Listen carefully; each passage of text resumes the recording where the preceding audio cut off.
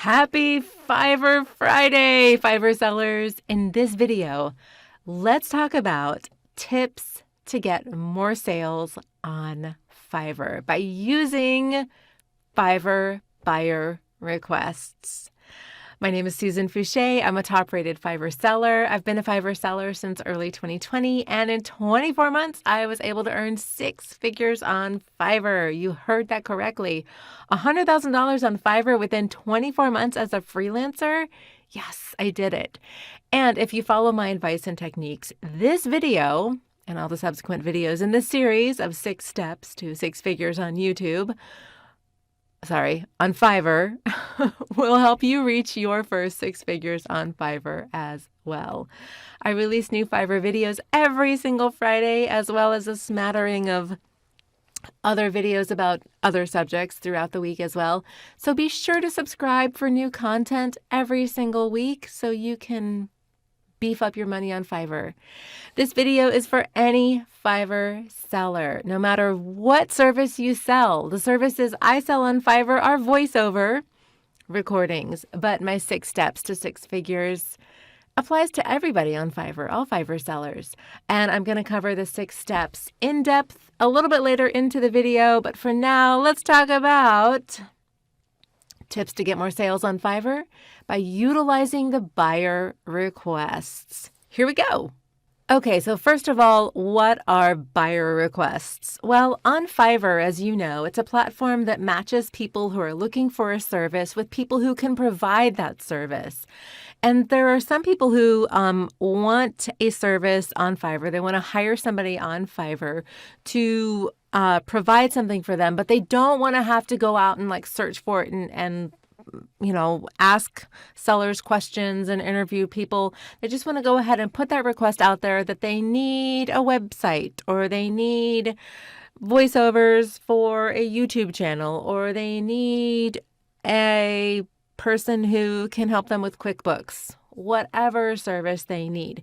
So instead of actually going directly to a seller and hiring them, they'll just kind of put that buyer request out saying, I'm requesting somebody who can do this for me. I'm a buyer and I'm requesting a service. And those are called buyer requests. So what I'm going to do is show you how to get there, how to look at those different buyer requests. I'm going to show you some best practices for applying for those buyer requests, interviewing for those buyer requests, and just some kind of advice about how to handle it, especially in the beginning, or if you're at a point where you're just really not making a whole lot of money on Fiverr and your thumbnail looks good and you've done a lot of stuff, but you're just not really sure how to get there. I'm going to give you some best practices and some ways to improve your business and to make some more sales. So let's go ahead and get into it. So I am on my Fiverr dashboard at this point. I'm right here. The way that you get to the buyer requests is you go to upper left-hand corner, My Business, and you'll see second one down is buyer requests. And here they all are. Now, as I said before, it's people, buyers who are looking for a service, and they're just throwing it out there and saying, this is what I need. Can anybody help me? So the way that your buyer requests are going to work are based on what your gig provides. So for example, I have, I think, 8 different gigs. My gigs either provide voiceover or they provide audiobook recording services. So depending on what your subcategory that your gig is, that's what you're going to see. Fiverr makes it really, really easy to call out all the buyer requests that don't apply to you and just see the ones that do apply to you. So if you look over here on the right, I've got all subcategories, and I see either voiceover or audiobook production because they're actually separated into 2 different subcategories. And I'm just going to go ahead and leave it as all subcategories. However, if I had a gig, for example, where I made thumbnails for different, Fiverr buyers or YouTube videos or whatever, my subcategory would be, graphic design or thumbnail creation or whatever that subcategory would be. So it's going to be dependent. The subcategory is going to be dependent on what you do. So here I am, I've got 20 offers that are left today. And I can see like this first one is looking for a British voiceover artist for 400 words. He has gotten or she has gotten 17 offers within the last 24 hours, and the budget is $10. So if you want to go ahead and put your hat in and say, I want to apply for this and I'm a British voiceover artist and I'm willing to do 400 words for $10.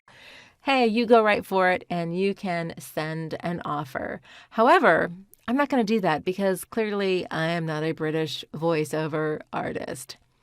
The second one coming down, we can read it, is, hi, we're looking for whatever voiceovers for our YouTube videos.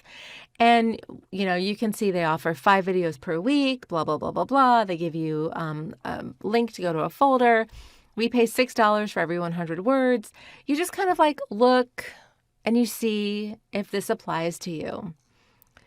We kind of go down, and I just sort of like look and I just say, does this apply to me? Is this something I could do? Is this something I want to do?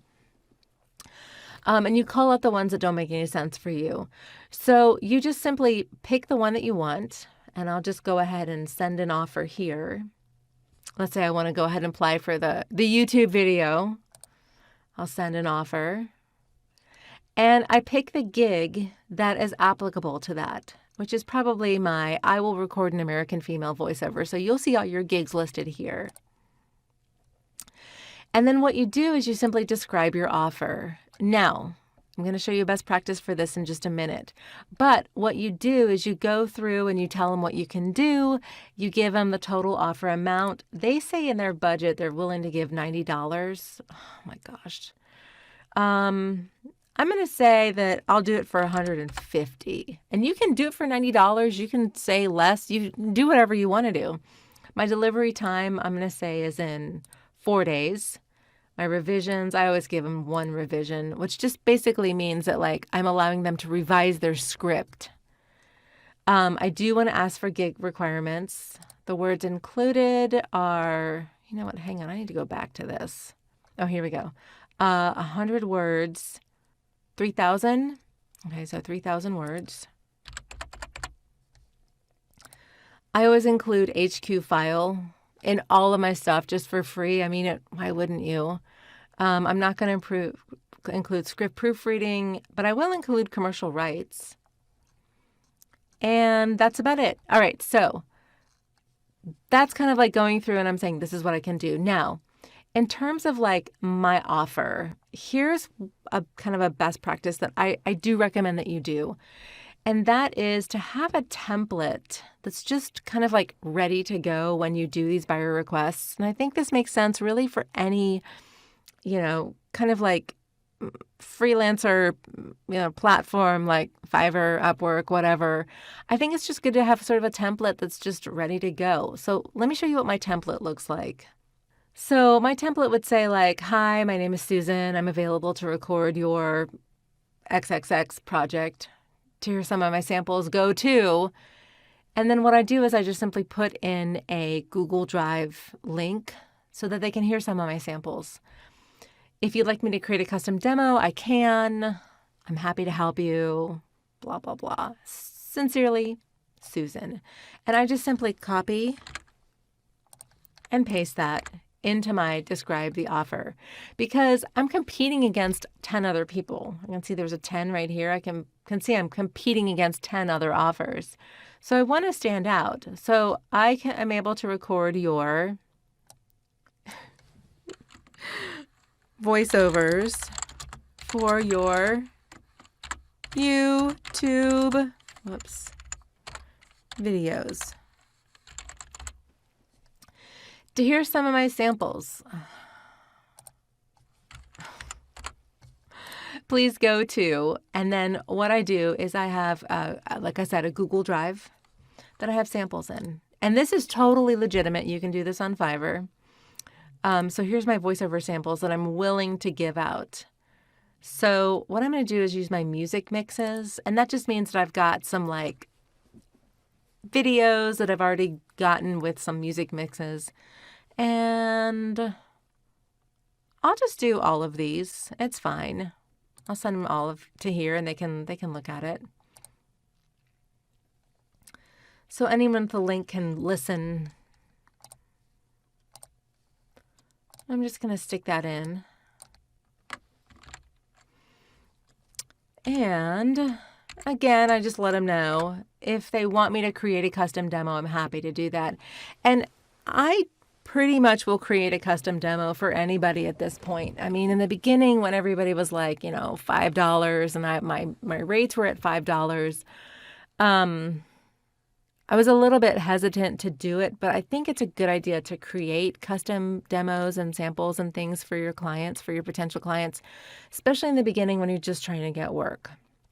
So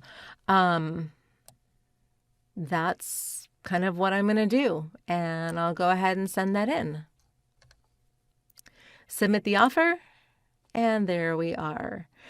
Let me give you some best practices about this as well and kind of just give you like the idea of behind the buyer requests. So when you're first on Fiverr and you're just trying to get some traction, you're just trying to get some clients, the idea is that you want to get work really so you can get the reviews. Because the more reviews you have on Fiverr, the higher you're gonna score in the algorithm, the higher you're gonna get on those search results. So, for example, for me, a voice actor, when somebody types in that they need a voiceover, female, American, since I've got so many reviews and I've been on and I've done so much work, I'm going to be pretty high up in those in that search results. When you first get on Fiverr, you're not going to be very high in the search results. You know, you're going to be, you know, there for people who really just want like a $5 job.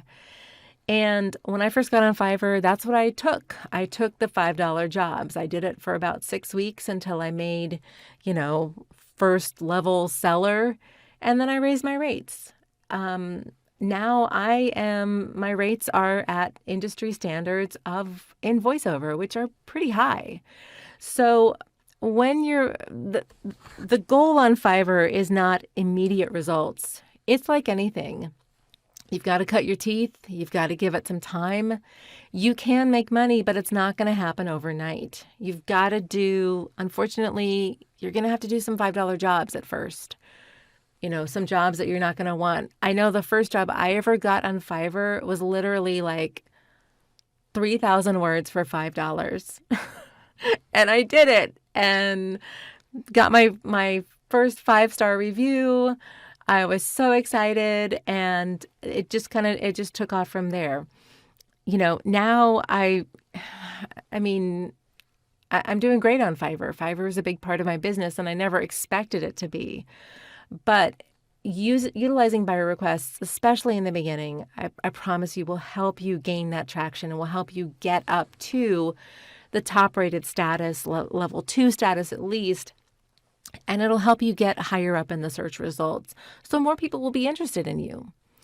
Now, I want to give you kind of like an idea of how to handle the buyer requests. And I say this across any freelancer platform. If you're looking for money, if you're just looking for work, is to set aside a certain amount of time, like 1 week, 2 weeks, 4 weeks, whatever you want to do. And you just commit to every single day during that time period, if it's 2 weeks or 4 weeks or whatever, you commit to every single day checking the buyer requests.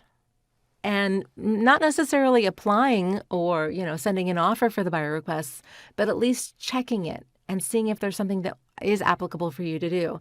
And you can even say, like, within a 4-week time period, I'm going to check every day at 9:30 a.m. and I'm going to check at 2:30 p.m. to see if there's any new buyer requests that I can send an offer in for. And then whatever is there, you just go ahead and do it. You get your template ready, save it in a good spot, and pull it off. And it's just kind of like a machine. You know, you've got some samples ready to go. You've got a portfolio they're ready to look at. And it may not get you a whole lot of work with the buyer requests, but for some reason, I think like you get that momentum and it's gonna, I don't know, you're gonna tell the universe that like, hey, I'm ready for work and I'm hungry, and you will get work. And I always say, you set that time period. If it's 2 weeks, if it's 4 weeks or whatever, you're working Monday, Tuesday, Wednesday, Thursday, Friday, Saturday, and Sunday. You don't take any days off. You work throughout the entire week. You set it, if Saturday and Sunday you don't want to work, that's okay. But still 9:30 and 2:30, you check it every single day, even on Saturday and Sunday. And I promise you, if your work is good, of course, that's where we have to start. If your work is good, you will get work on Fiverr. The world is hungry for freelancer work. We are such an important part of the economy, the worldwide economy. And there's really no reason why, if your work is good, you shouldn't be able to make pretty good money on Fiverr. So let's go ahead and look at this point at the 6 steps to 6 figures, kind of review that. The buyer requests are part of those steps. So let's go ahead and take a look at that. All right. So if you already know these 6 steps to 6 figures on Fiverr, if you have them memorized, well, I guess I'll see you later. But, just watch it anyway. And be sure to click like, subscribe before you go. But I know you're not going to go. You're going to stay. All right. So the 6 steps to 6 figures on Fiverr. The step number 1 is, of course, you have to start with good work.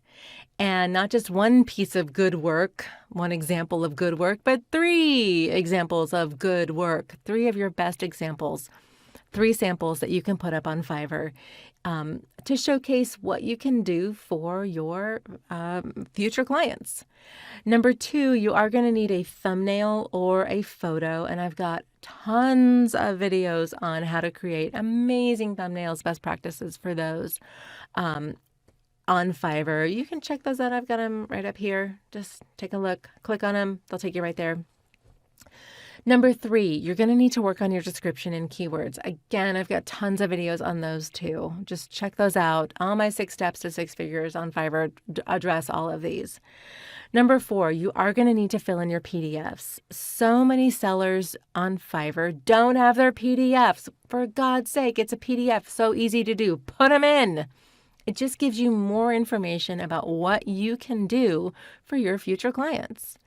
And number 5, which is what we covered in this video, is the buyer requests. Now, I don't do buyer requests anymore, but when I first started on Fiverr, I did them. And if I ever needed some work on Fiverr, you bet I would do the buyer requests, and I would set aside a certain time period, a week, 2 weeks, 4 weeks, whatever. Hit it every single day to get back to where I needed to be. And number 6, you need regular updates on your gigs, and you need to add more gigs. As a top-rated seller, I think you get 20 or something. I mean, it's a lot of gigs that you can put up there. Put them up. Put them up. You'll get work. There's a red circle that kind of surrounds these 6 steps, and that is accountability and education. You need other people to hold you accountable, which just means basically find some Facebook groups for other freelancers that do what you do, and talk about Fiverr, and find some freelancer groups that are Fiverr friendly. I realize that not everybody loves Fiverr. I know in my community, a lot of people who hate Fiverr, but then they see me and they're kind of like, I'm interested in getting into it. And then they're sneaky and they text me, but they won't admit that they actually do Fiverr, but they do. Education is also a really important component. Fiverr offers wonderful classes on education, on how to improve your skills, how to get new skills, so you can offer even better services to your clients and make even more money. Isn't that great? You provide a great service, you get more money. And then the green circle that surrounds everything is stellar service. If you don't have good service, you're not going to do well on Fiverr. This means really good communication, extra communication. Give them more than they thought they were going to get. And I'm sure you will make your 6 figures on Fiverr. These are the steps. If you're interested in finding out more, go to my website. I've got that in my description. You can check out more stuff on my website all about Fiverr. You're more than welcome to connect with me. Shoot me an email. I'd love to hear your story about Fiverr. And just keep going. And if this video was of value to you, please, again, like it. It helps me in my search results on YouTube, which is always a wonderful thing. And just keep going. Best of luck to you. Take care. Can't wait to see you next week. Bye.